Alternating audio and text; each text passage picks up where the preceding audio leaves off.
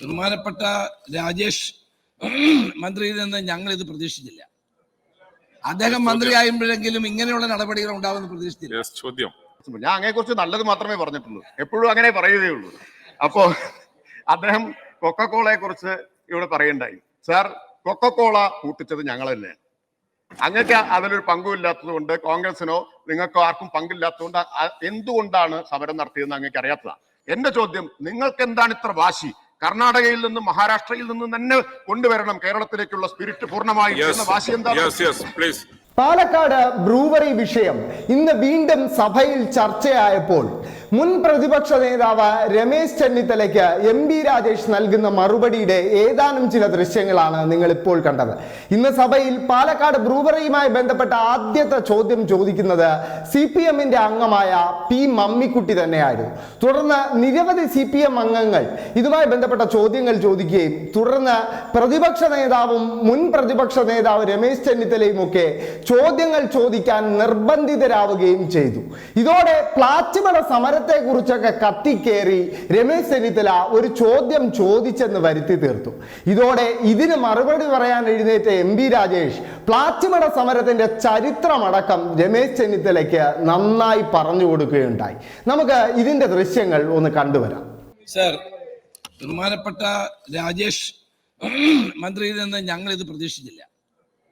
അദ്ദേഹം മന്ത്രിയായുമ്പോഴെങ്കിലും ഇങ്ങനെയുള്ള നടപടികൾ ഉണ്ടാവുമെന്ന് പ്രതീക്ഷിച്ചില്ല. ചോദ്യം സാർ, ഇവിടെ പ്ലാച്ചിമടയിൽ കൊക്കക്കോളയെ പൂട്ടിച്ചത് ആരായിരുന്നു സാർ?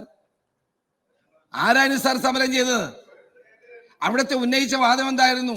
ആ പ്രദേശം മഴനിഴൽ പ്രദേശമാണ്, കുടിവെള്ളത്തിനും കൃഷിക്കും ആവശ്യമായ വെള്ളം കിട്ടുന്നില്ല. അത് പറഞ്ഞ് സമരം ചെയ്ത ആളുകൾക്ക് എന്ത് വാശിയാണിപ്പം? ഒയാസിസ് കമ്പനിക്ക് വേണ്ടി എന്ത് വാശിയോടെയാണ് സംസാരിക്കുന്നത്? എനിക്ക് ദുഃഖമുണ്ട് സാർ, എനിക്ക് ദുഃഖമുണ്ട് സാർ. ഇവിടെ ബഹുമാനപ്പെട്ട മന്ത്രിയോട് എനിക്ക് ചോദിക്കാനുള്ള, തൊട്ടപ്പുറത്ത് മലബാർ ഡിസ്റ്ററീസ് ഉണ്ടല്ലോ, 3 വർഷമായി പണമടച്ച് കാത്തിരിക്കുകയാണ് വെള്ളം കിട്ടാൻ. അവർക്ക് വെള്ളം കൊടുത്തിരുന്നെങ്കിൽ അവിടെ അവർക്ക് പലതും മദ്യം ഉൽപ്പാദിപ്പിക്കാൻ കഴിയുമെന്നാണ് അവർ പറയുന്നത്.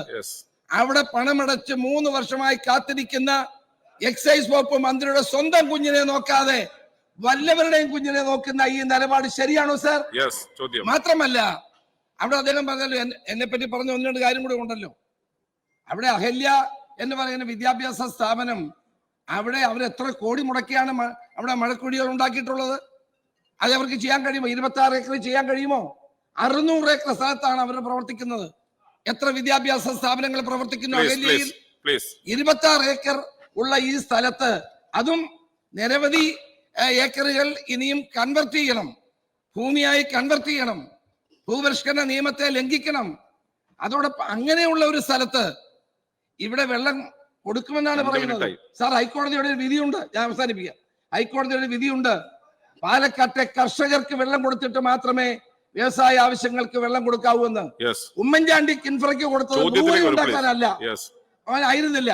എന്റെ ചോദ്യം, ഏറ്റവും കൂടുതൽ ജനങ്ങൾ അവിടുത്തെ പാലക്കാട്ടെ കർഷകരും സാധാരണക്കാരും കുടിവെള്ളത്തിനും കൃഷിയുടെ ആവശ്യത്തിനും വേണ്ടി, വെള്ളത്തിനു വേണ്ടി ദാഹിക്കുമ്പോൾ ഇത്ര നിർബന്ധം എന്തിനാണ് ഗവൺമെന്റിന്? ഒയാസിസ് കമ്പനിയെ ക്ഷണിച്ചുകൊണ്ട് വന്ന് 6 മദ്യ പ്ലാന്റുകൾ ആരംഭിക്കാൻ എന്നുള്ളതാണ്. ഈ മുതിർന്ന അംഗങ്ങൾ തന്നെ ചോദ്യം സ്റ്റേറ്റ്മെന്റ് ആക്കിയാൽ ചെയർ എന്ത് ചെയ്യും? ബഹുമാനപ്പെട്ട മിനിസ്റ്റർ. സർ, ആദ്യം അദ്ദേഹം കൊക്കക്കോളയെ കുറിച്ചും പ്ലാച്ചിമടയെ കുറിച്ചും, ഞാൻ അങ്ങനെക്കുറിച്ച് നല്ലത് മാത്രമേ പറഞ്ഞിട്ടുള്ളൂ, എപ്പോഴും അങ്ങനെ പറയുകയുള്ളൂ. അപ്പോ അദ്ദേഹം കൊക്കക്കോളയെ കുറിച്ച് ഇവിടെ പറയണ്ടായി. സാർ, കൊക്കക്കോള കൂട്ടിച്ചത് ഞങ്ങൾ തന്നെയാണ്. അങ്ങക്ക് അതിലൊരു പങ്കുമില്ലാത്തത് കൊണ്ട്, കോൺഗ്രസിനോ നിങ്ങൾക്ക് ആർക്കും പങ്കില്ലാത്തതുകൊണ്ട് എന്തുകൊണ്ടാണ് സമരം നടത്തിയതെന്ന് അങ്ങക്ക് അറിയാത്തതാണ്. ഈ സഭയിൽ എന്നോടൊപ്പമുള്ള ആലത്തൂർ അംഗം ശ്രീ KD പ്രസേനൻ സെക്രട്ടറിയും ഞാൻ പ്രസിഡന്റുമായ DYFIയുടെ ജില്ലാ കമ്മിറ്റിയാണ്. അന്ന് ഞാനതിന്റെ ജില്ലാ പ്രസിഡന്റാണ് ആ സമരത്തിന് നേതൃത്വം കൊടുത്തത്. ആ സമരം VS ഉൾപ്പെടെയുള്ള ആളുകളുണ്ട്. അത് നിങ്ങൾക്ക് അതിനെ കുറിച്ച് ധാരണയില്ല, അതുകൊണ്ടാണ്. ഞങ്ങളൊക്കെ കേസിലെ പ്രതികളാണ്, കേസിൽ പ്രതികളായിട്ടുള്ളവരാണ്. അപ്പോ അദ്ദേഹത്തിന്റെ നാട്ടിലാണ് ശ്രീ ബഹുമാനായിട്ടുള്ള മന്ത്രി ശ്രീ K കൃഷ്ണൻകുട്ടി, അദ്ദേഹത്തിന്റെ നാട്ടിലാണ്. അപ്പൊ ഞങ്ങളെല്ലാം അതിൽ ഉൾപ്പെട്ടിട്ടുള്ള ആൾക്കാരാണ്. ആ സമരം 100% ശരിയായിരുന്നു. കാരണം മഴനിഴൽ പ്രദേശമായതുകൊണ്ടല്ല, ഒന്ന് ഭൂഗർഭ ജലചൂഷണത്തിനെതിരായിട്ടാണ് അവിടുത്തെ സമരം. ഭൂഗർഭ ജലചൂഷണം, ഗണ്യമായ ഭൂഗർഭ ജലചൂഷണം നടത്തിയ ആ പ്രദേശം തരിശാക്കി. 2 കാഡ്മിയം ഉൾപ്പെടെയുള്ളവ ഈ പുറന്തള്ളി അത് ജലസ്രോതസ്സുകളെ മലിനമാക്കി. രണ്ട് വിഷയമായിരുന്നു. ഒന്ന് ഭൂഗർഭ ജലചൂഷണം, രണ്ട് ജലസ്രോതസ്സുകളുടെ മലിനീകരണം. അതിനെതിരായിട്ടാണ് സമരം നടത്തിയതും പൂട്ടിച്ചതും.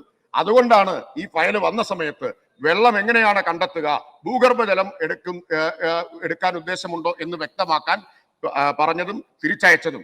വെള്ളം എങ്ങനെയാണ് കണ്ടെത്തുക എന്ന് ഉറപ്പുവരുത്തി ഒരിറ്റ് ഭൂഗർഭജലം ഊറ്റില്ല എന്ന് ഉറപ്പാക്കിയിട്ട് മാത്രമേ കൊടുത്തുള്ളൂ. അത് ഞങ്ങൾക്ക് ആ സമരത്തിന്റെ അനുഭവം ഉള്ളത് കൊണ്ടാണ്, ആ സമരത്തിൽ കേസിൽ പ്രതികളായ അനുഭവം ഉള്ളത് കൊണ്ടാണ്.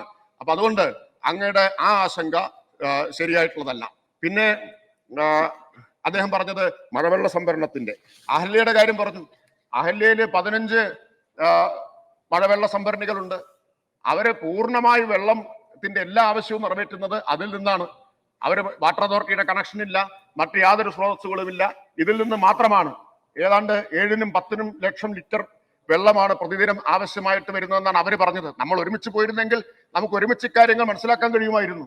അവരെന്നോട് പറഞ്ഞത് 7 മുതൽ 10 ലക്ഷം ലിറ്റർ വരെ വെള്ളമാണ് പ്രതിദിനം ആവശ്യം, പൂർണ്ണമായിട്ട് ഇതിൽ നിന്ന് നിറവേറ്റുന്നത്.